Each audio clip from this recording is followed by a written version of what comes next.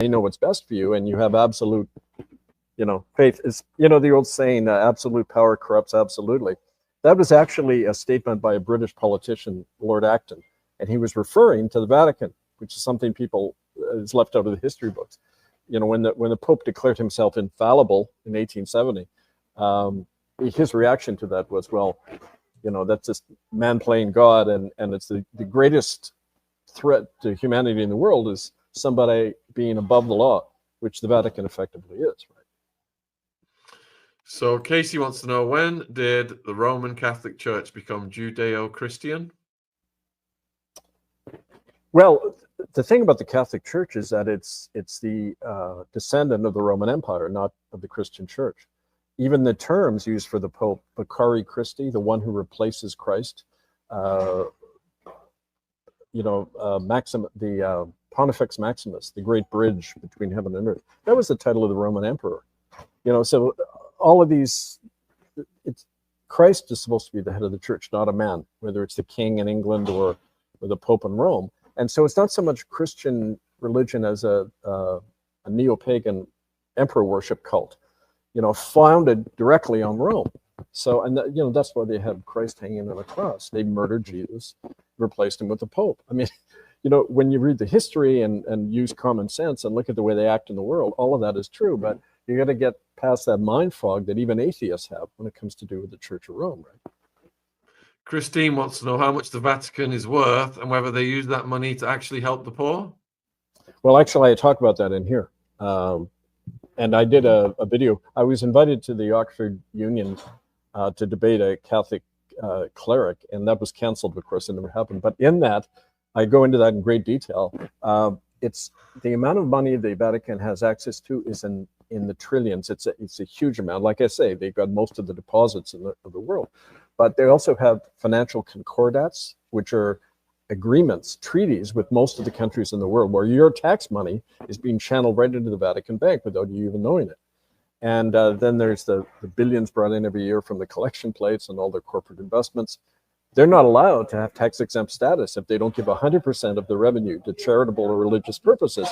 Yet here they're buying Exocet missiles for military dictatorships. I mean, they're allowed to get away with murder because they're partners in crime with the state and the big money that have always been, kind of the evil trinity behind genocide and war and all that stuff. So, I mean, it's if you go, actually, if you folks write to me, angelfire101@protonmail.com, I can send you all the links proving all this. And like I say, pick up this book. It's handy. It's only $10 on Amazon, $10 US. Gives a lot of good dirt. All right, so Rose wants to know, do you think the church and other groups bought the presidency for Trump? And if so, why?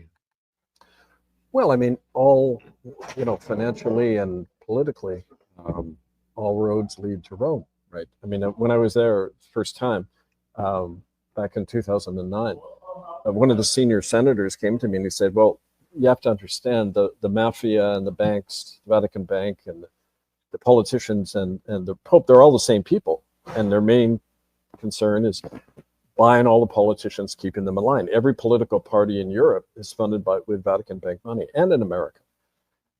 So what would be the interest of setting up an oligarch who's trying to assume power, whether it's in America or Russia or wherever?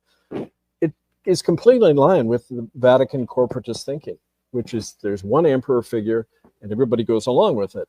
And you don't have dissent. You don't have, people governing themselves. That's a subversive American idea, that people don't need leaders. They can govern themselves in their own communities. So, it's all coming from that mindset that's thousands of years old, of emperor worship. And it just plays out in different forms, right? So we've got a question here from Anna. Did Francis ever go rogue? There were pictures of him circulated with bruising around the eye, which could have been fake, I guess. What do you think? No, they if there's a pope that's out of line, they just kill him. I mean, remember what happened to Pope John Paul I in 1978? He, a silly little boy, he did things like try to abolish the papal procession, where you carry the guy in on their back. He started an investigation into the Vatican Bank, and 28 days later he was dead. So yeah, I mean, it goes back to ancient Rome. You just get rid of the person, right? Unless you want to use him in some way, make an example of him. Like what the United Church did with me. They just destroyed my life publicly. The only public defrocking of a ministry in United Church history to say, look what we can do to you. This guy. And so, there's different strategies involved, but normally they don't like to create martyrs. They want to just get people afraid of certain people, certain issues, certain ideas, right? And so, no, I don't think he ever went rogue because I mean, there's a lot of fanciful ideas, but you got to use common sense too. I mean, you don't get into that position of authority unless you're a part of the whole mess. Like I said about the Ninth Circle, every cardinal, every pope since at least the 17th century, the Jesuits, I believe, set up this Ninth Circle. The evidence points to that. So it's been around for centuries, and everybody's in the club. Well, and there's a question here that ties into that, and it says that every president visits the Vatican. What's the significance of that? Like I said, all roads lead to Rome. It was interesting because John Adams, one of the founding fathers, the second U.S. president, said that popery and liberty are opposed. If the Roman Catholic Church has a presence in America, the republic is over, because the two can't coexist. They're based on two totally different ideas of law and government, and so that's, in that sense, the American Republic isn't around anymore, because they always pay lip service to Rome, the Pope. And it isn't just because of all the Catholic voters, because 90% of American Catholics don't support Vatican policy on things like birth control and other things. So it's because of the money and, and the political power that brings, right? Yes, indeed. All about the money. Trevor wants to know, Pope Francis was considered to be contemporary progressive. Do you think we will see more forward thinking and calls for tolerance by the Vatican in the next appointed Pope? No, because the idea, that's just window dressing, and people can't look at the window dressing, but the thing behind it. The so-called progressive Pope Francis came to America in 2017 and beatified, that is, turned into a saint, a guy called Junipero Serra, who was a missionary who had worked to death over 100,000 native people in California. And Bergoglio says, we are impressed and inspired by his zeal. Okay, so let's turn a saint, a genocidal maniac, let's turn him into a saint and praise him. That's progressive for a Catholic. I mean, the point is, the mentality is the same. If you're not one of us, we have the right to kill you. I mean, the Vatican, going back 2,000 years, it was a basis of European genocide, that whole idea. So let's, not try to paint him or any of these people in a way that they're not, right? Question from Nikki. How does the Catholic Church make a person become a saint? Well, the idea that anyone can make somebody else a saint is kind of a fallacy. I don't even know what a saint is, right?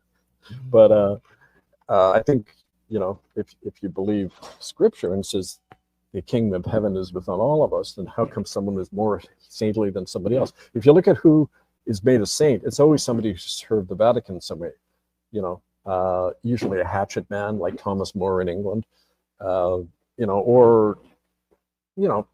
point is, who are they serving? And the way it's made is the College of Cardinals appoints somebody. It just says, this man, we have decided, ranks beatification.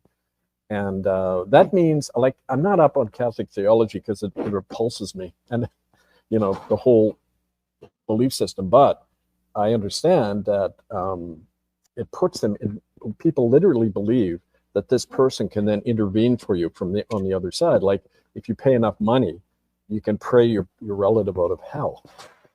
It's like, but apparently somebody said when they were in the Vatican Museum, they said, apparently God doesn't like cash, he only takes credit cards. So you kind of imagine heaven being this big bank, right?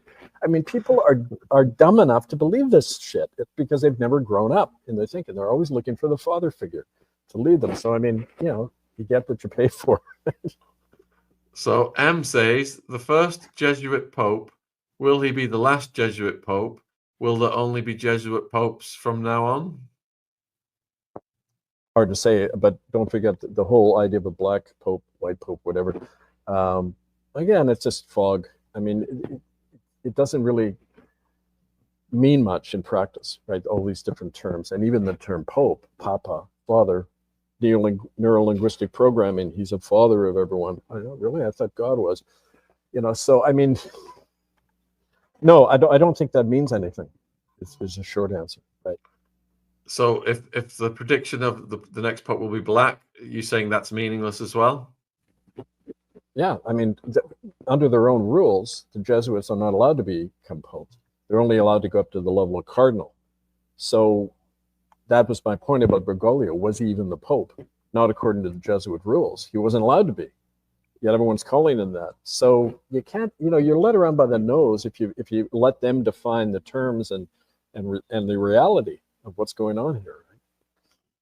You're asking if there has been or ever will be a female Pope? They might do it as a public relations gesture. There apparently was one back in, I think it was the 9th century, Pope Joan, an English cardinal, kind of snuck her way in, disguised as, yeah, Pope Joan. They expunged her from Vatican records, of course, but what apparently happened was that she was dressed like a man, but then she got pregnant and gave birth in the middle of a papal procession. And when they saw it, at first they thought it was no, this is not bullshit. At first they thought it was a miracle, and then they realized he was a she, and they killed her and the baby on the spot. They're still in Rome. No. There's a little marker in Rome. There's a good National Film Board film made on it called Behind the Veil, and it looked about the history of women in the Catholic Church, and they described this. There's a little monument in downtown Rome where they murdered Pope Joan and her baby, tore her to pieces. They were just outraged because she got into the boys' club, right? Wow. I know. Well, we learn something new every day. Dalla, do you believe we're entering a golden age? And what role, if any, will the Catholic Church play in it? What about the Protestants? Will there be a great revival? Well, I don't like to use these terms because they don't really mean anything anymore. It's like talking about left and right and all that. But what I think that humanity is reaching a crisis point where people are realizing that a fundamentally different course has to be taken, and that's that. And spiritual revival has nothing to do with religion, of course, and it's outside the labels. And I see that happening all over. I travel a lot, and I do a lot of work with people on the ground, and it's kind of like this 100th monkey thing happening. People are all coming to the same idea at the same time. That is, we have to govern ourselves. You can't trust any institution or any authority figure, no matter how much they beguile you. Make your own common law assemblies and courts, bring in your own laws, enact them. We've been doing that in different countries. And in Canada with Republic of Canada, we've nullified COVID orders and kept tax money in the community. But it also means spiritual reclamation. And I've just published another book on that called Governing Ourselves, a manual on political, personal, and spiritual sovereignty. And I go into a lot of that in that book. So that's another one to get on Amazon. Seeger wants to know, what are the main differences between Catholicism and Christianity? Well, like I say, in my belief, a Christian is someone who thinks that Christ is the head of the gathered community of believers called a church, right? But the Catholic Church doctrine says, no, the Pope is Christ on earth, literally. So it's, that means a blasphemous idea that you can elevate one man above God. And in England, the Anglicans, Episcopalians believe that the king, the monarch, is the head of the church. That's why a lot of my ancestors got burned at the stake and had to come to North America to get away from man-made religions posing as Christianity, right? So I think it, like I say, there is a new kind of reformation happening where people are going back to the source and going back to their scripture, their own faith, realizing we don't need churches to practice our faith, right? Especially when they're genocidal and have blood on their hands and are criminally convicted.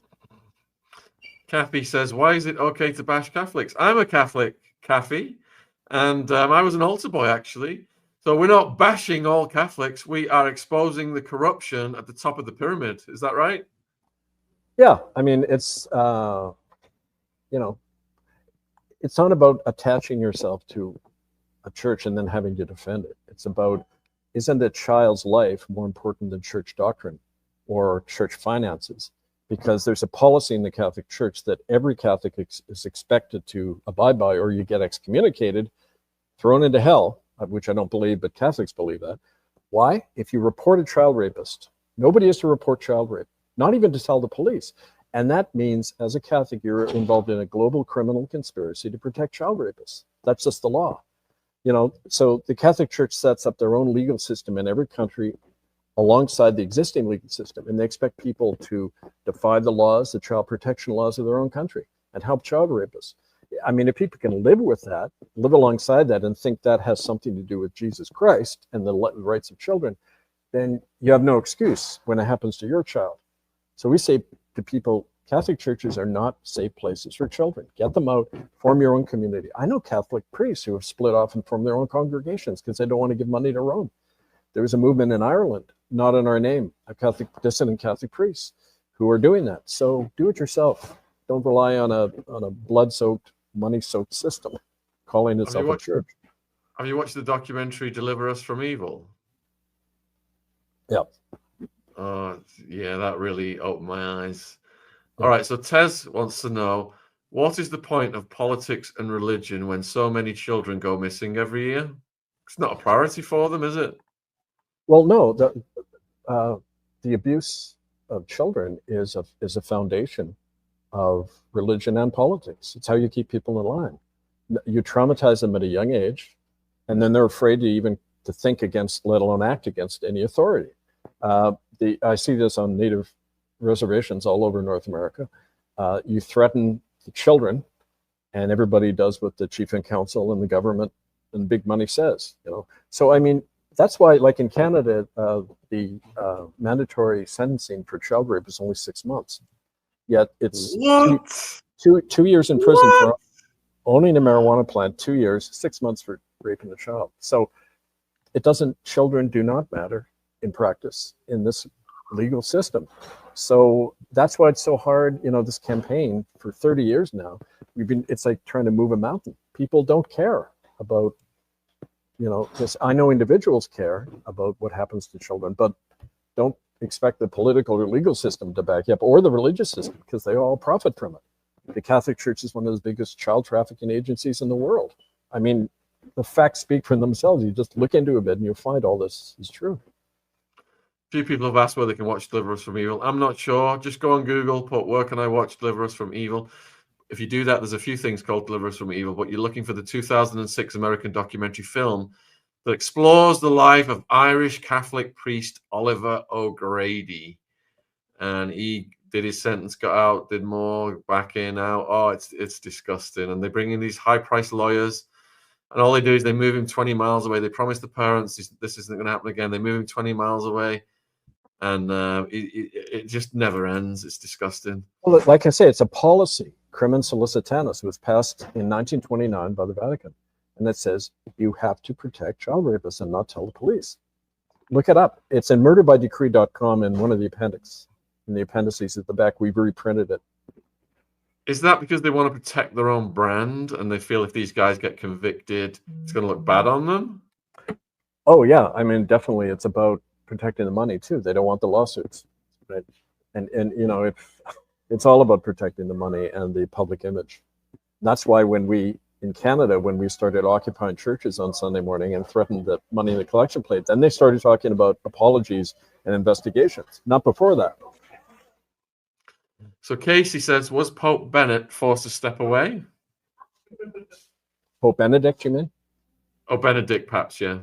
Yeah, we had brought a case in the International Common Law Court of Justice, served him and others with the evidence we found about the Vatican leading genocide in Canada and ongoing child trafficking. 5 days before he